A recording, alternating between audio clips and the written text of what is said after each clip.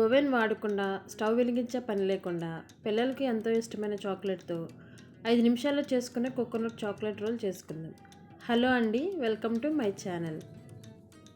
ముందుగా ఒక బౌల్ తీసుకొని 200 గ్రాముల ఎండు కొబ్బరి పొడి తీసుకోవాలి. తర్వాత కండెన్స్డ్ మిల్క్ కొద్దిగా యాడ్ చేసుకోవాలి. కండెన్స్డ్ మిల్క్ ఎక్కువైతే జిగురవుతుంది, అందువల్ల కొద్దిగా వేసుకొని కలుపుకోవాలి.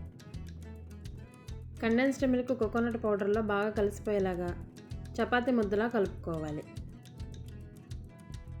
ఇలా కలుపుకున్న ముద్దని 2 భాగాలుగా డివైడ్ చేసుకోవాలి.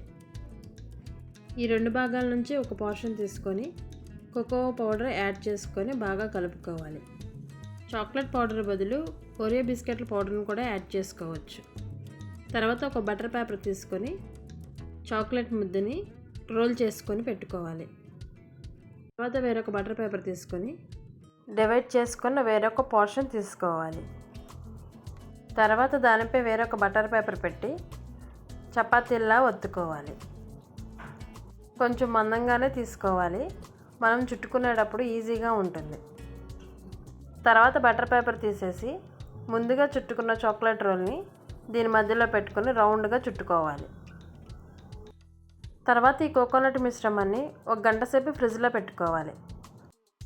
1 గంట తర్వాత ఫ్రిడ్జ్లోంచి తీసి చిన్న ముక్కలుగా కట్ చేసుకోవాలి. ఫ్రిడ్జ్లో పెట్టకుండా కట్ చేస్తే ఈ కోకోనట్ రోల్ విరిగిపోతుంది, సరిగా కట్ అవ్వదు. ఇలా అన్నీ మనకు నచ్చిన సైజులో కట్ చేసుకొని పిల్లలకి ఈవినింగ్ టైంలో స్నాక్స్ రూపంలో పెట్టండి, చాలా ఇష్టంగా తింటారు.